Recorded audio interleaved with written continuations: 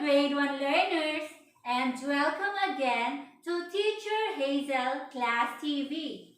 So, before anything else, I am requesting everyone to please stand up, and may I request Trixie to please lead the prayer. Okay. Dear God, Amen. So, class, if the teacher is talking in front, what will you do? Yes, Sophia? Very good. You have to listen and keep quiet. And if you have questions, what will you do? Yes, Jeza? That's right. If you have questions, you are going to raise your right hand. Okay, class, I'm going to show you some pictures. So, for the first picture, ano ang nakikita ninyo? Yes, Lawrence? Exactly, mga bananas. Very good.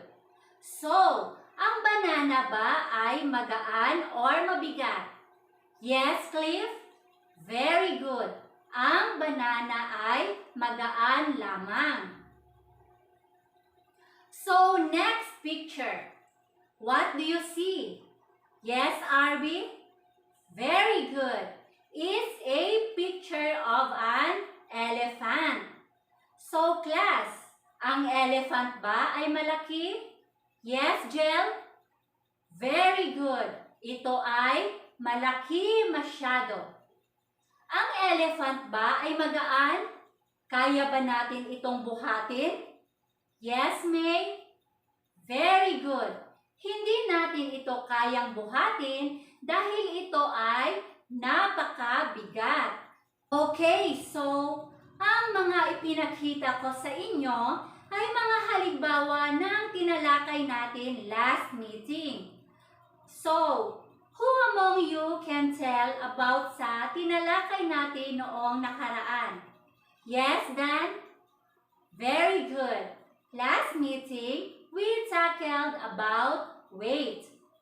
Okay, so what is weight again? Yes, Rafa? Exactly. Weight is the heaviness of a person or thing. So, do you have questions about our previous lesson?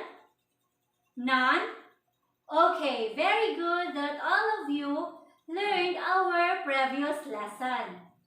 Okay, so for today's discussion, we are going to learn about volume and density.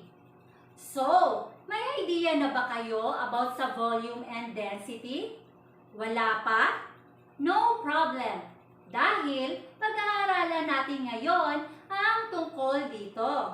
So, when we say volume, it refers to the amount of space the object takes up.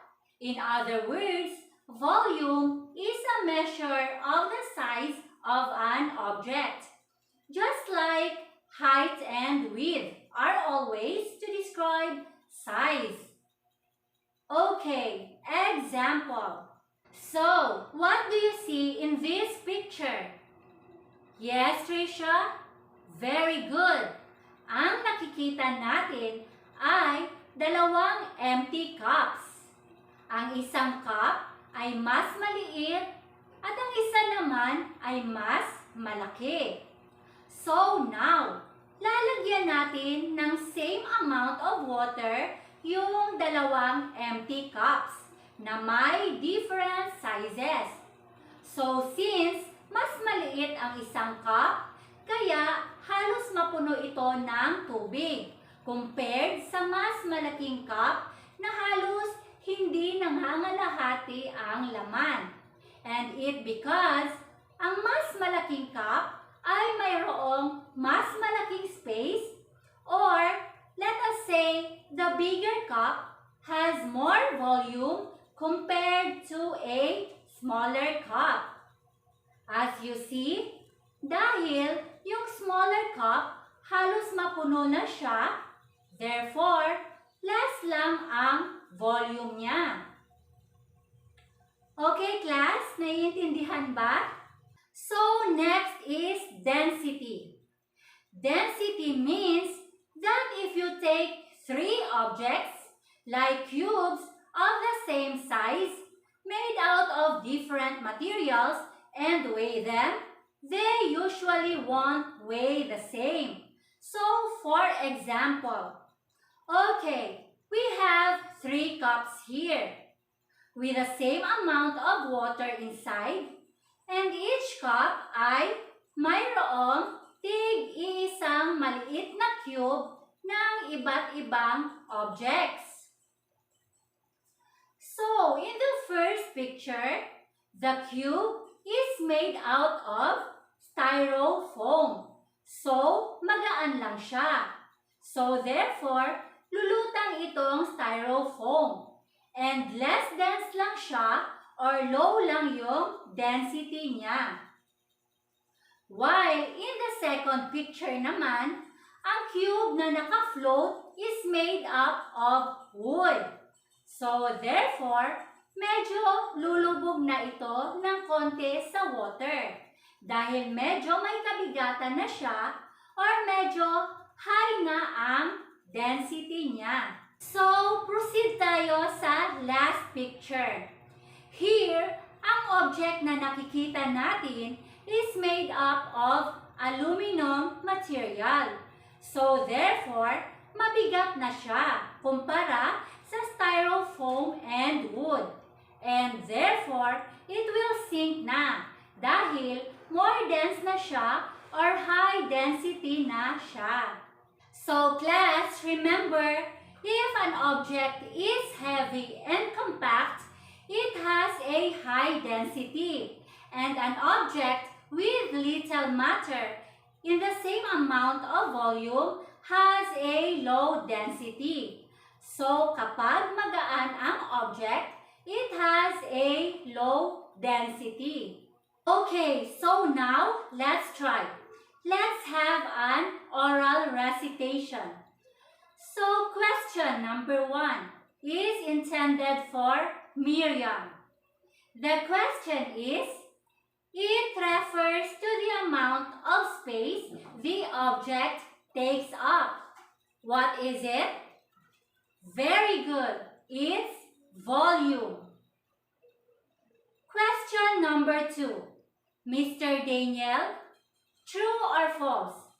Density means that if you take 2 cubes of the same size made out of different materials and weigh them, they usually won't weigh the same. Yes, what's your answer? Very good. The answer is true. Question number 3. Which picture shows high density and which picture shows low density? Yes, Raven? Very good. The first picture shows high density, while the second picture shows low density. So, for the question number 4, it's about volume. So, which among the 2 pictures shows an example of more volume and which picture shows less volume? Yes, Grace? Very good.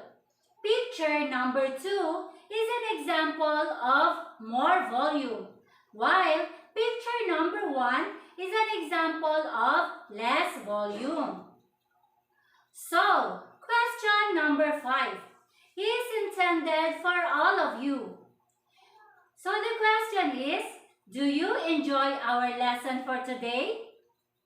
Yes, very good. That's nice to hear. Good job, grade 1 learners. 3 palakpak, then hooray! Bigkasin natin ng sabay-sabay. 1, 2, 3, hooray! So, for your assignment, please research about math. Okay, grade 1 learners, see you again next meeting. Have a good day. Thank you and God bless.